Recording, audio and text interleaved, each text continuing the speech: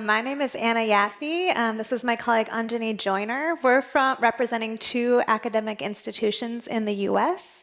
And we're going to talk a little bit about a brief history of emergency medicine in the United States. This is based a little bit on Brian Zink's book, Anywhere, Anyone, Anytime, which I recommend you read if you're interested really in niche history or you're having trouble falling asleep at night. But there is a book about, about the history of EM in the US. So we had a bit of a humble beginning as well. In our pre-Civil War era, our medical system was really just informal medical care that was provided by general practitioners who had no subspecialization. And there was no formal emergency care system. There was no EMS, really anything like that. In our Civil War era, a lot of battlefield medicine started to inform what would become our initial formal emergency care.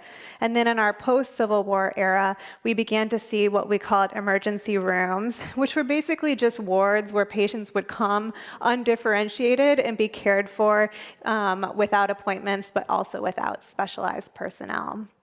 As we moved into the World Wars era and post-World War II, mostly the advances in trauma care, like blood transfusions, infection control in the battlefield, was really what was then translated back into civilian care, and that became the precursors for emergency care in our larger cities. Trauma centers and the concept of emergency rooms were really what guided the initial development of emergency care in the US. So I'm sure some of you may have seen ER. We're trying to move away from that terminology in the US. We don't like the term emergency room because we feel that that sort of minimizes all that we do in emergency medicine. But these emergency rooms were staffed by general practitioners and surgeons, and they were usually their side hustles. So they weren't really, that was not their primary job. They would come at nights, off hours, and do a couple hours in the emergency room and take care of some patients. But the surgeons were primarily just taking care of trauma patients, and the staff that were in the emergency rooms were really unspecialized. So they were just kind of generalists and were not really taught to take care of the specialties that all the needs of emergency seeking patients. As we began to have urban growth and industrialization, then trauma became a big focus. So these trauma centers were designed specifically to target patients who were suffering from trauma from industrial accidents, from car accidents as cars became more popular. And the surgical teams were the primary responders, so not as much broader medical care. The challenges, as I'm sure all of you have seen and you can imagine, were that there was no formalized staffing plan. So these were just ad hoc by general practitioners, interns, residents, people with limited experience in all the aspects of the medical specialties that were necessary. And there was variable care due to this variable expertise. As advances in medical technology like CT scan and additional labs and things like that, and medical subspecialties became more complex, there was an obvious need for specific training. So because of this kind of focus on trauma, emergency care became kind of housed within surgical departments. So it was thought to be more of a part of surgery and less so a larger medical specialty. Obvious challenges with this surgical division model were that emergency care is not only trauma, there's lots of medical needs, and that emergency medicine and people that were working in these environments were really viewed as subordinate. So they didn't have the same academic opportunities or views, and they didn't have as much equity in terms of academic standing and institutional support. This all changed when the American College of Emergency Physicians, or ACEP, was formed in 1961. And so this was our organizing body, which advocated for EM to become its own specialty. So this was formed before we became a formal specialty. The goal was, number one, to improve our patient care, but number two, to really establish formal training programs, so our EM residency programs. the larger medical establishment was pretty resistant because they felt still that emergency care was really more of a component of other disciplines. But ASAP was really a good advocate, and they supported the creation of emergency medicine departments, not emergency rooms, where the specialty could develop its own identity. The main obstacles were still many people were relying on the generalist model, so hospitals didn't want to really staff emergency medicine trained staff, and so this created inconsistent care. The surgical departments were really resistant. This was one of our primary barriers. They did not want to give up their control. And they also were, maybe rightfully so, fearful that EM's success might dilute their own prestige and that it would divert people interested in surgery into emergency medicine so that EM would have residents and faculty, which I feel has happened. So that's, I think, a good thing.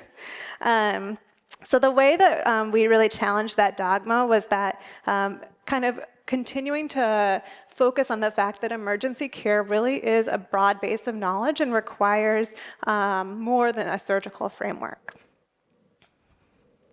Our first formal department of emergency medicine and residency was established at University of Cincinnati, which is in Ohio in the center of our country in 1970.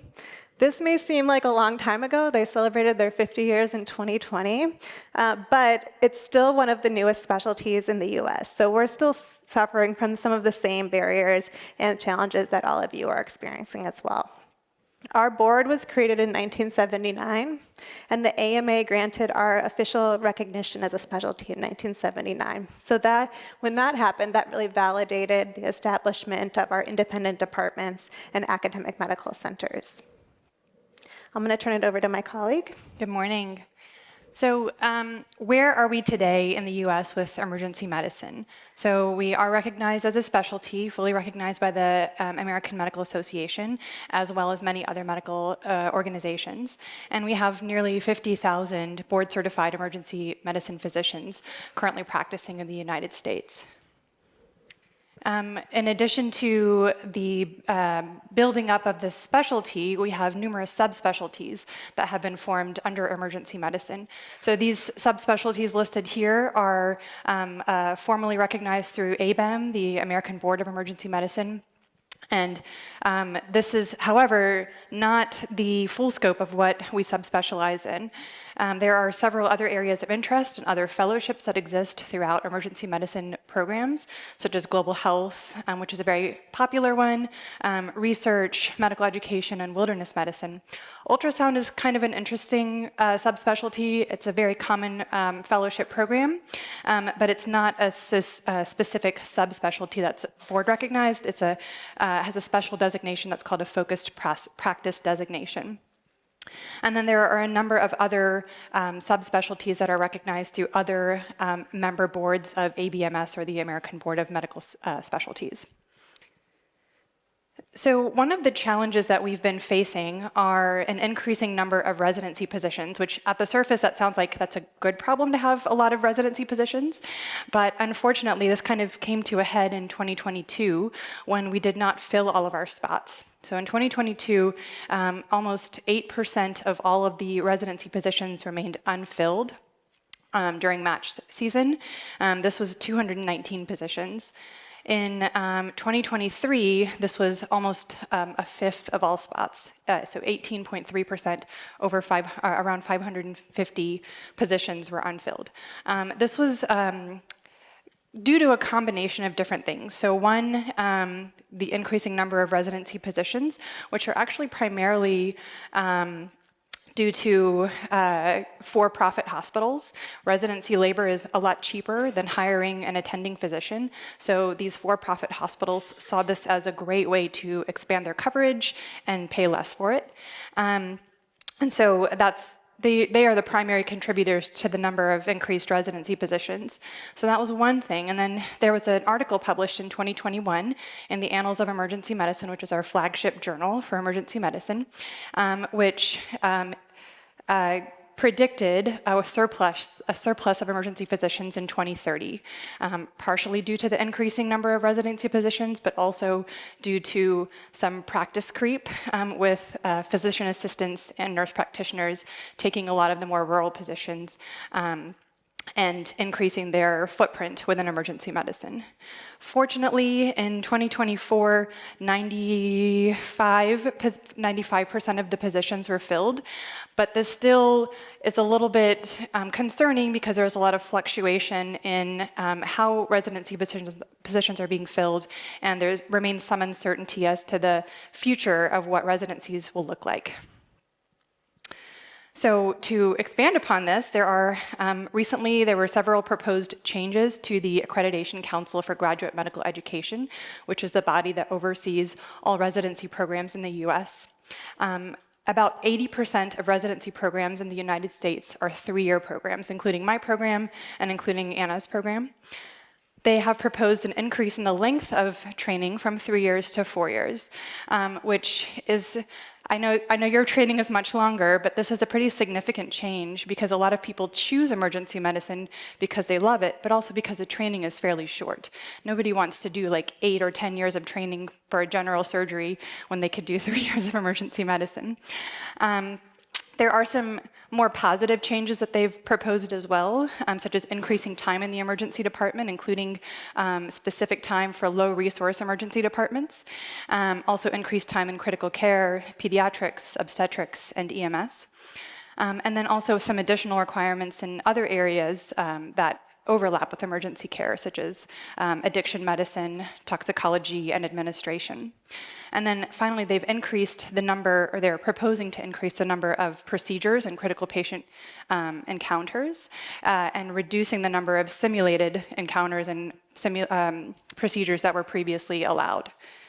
None of these have been adopted yet, and there's still a lot of discussion that's ongoing between residency program leadership and other advocates to determine what is the best path forward. Some other challenges that we are facing as a specialty, I alluded to this earlier, but profit-driven decision-making is becoming an increasingly common challenge that we see not just in emergency medicine, but other subspecialties and specialties as well. Many health systems have been merging or being bought up by private equity firms. And the focus of these firms is really on profit and not necessarily quality of patient care. And so these mergers have led to a reduction in access to care for many individuals, decreased patient care and quality, and then also a loss of physician autonomy. Physicians are being pushed to move the meat and focus on efficiency rather than quality of care.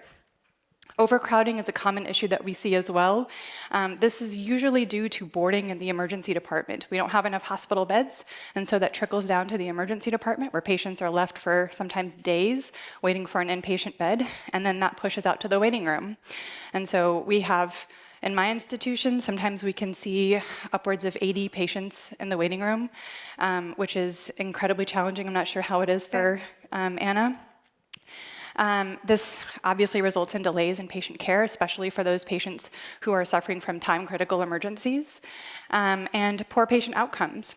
There's also an impact on EMS services because a lot of these EMS agencies that are dropping off patients have increased wall time, which is the time that they're waiting to transition patient care.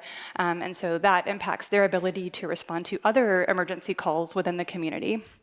And then it also impacts the staff and the physicians. It contributes to burnout. It's a lot of stress to try to see these patients and try to care for everyone. There's also increased stress about liability. And then finally, workplace violence and safety is a huge problem in the United States currently. The number of verbal and physical aggression and assaults is increasing. This is very disruptive to patient care, but also substantially contributes to provider stress, mental health, burnout, and PTSD in many cases when they are subject to violence or witnessing the violence. And then overall, there's just a lack of reporting and support for these individuals. Some people just assume it's a part of the job, which is not the attitude that we should be taking. So to end on a more positive note, the future of emergency medicine does look bright. There are lots of innovations on the horizon with telemedicine, artificial intelligence, and research. And I think as emergency physicians, we're very good at being resilient, and we're very good at adapting to change, whether that change is political, societal, or technological. We are going to do the best that we can to serve our patients and to do our jobs. Thank you. Thank you.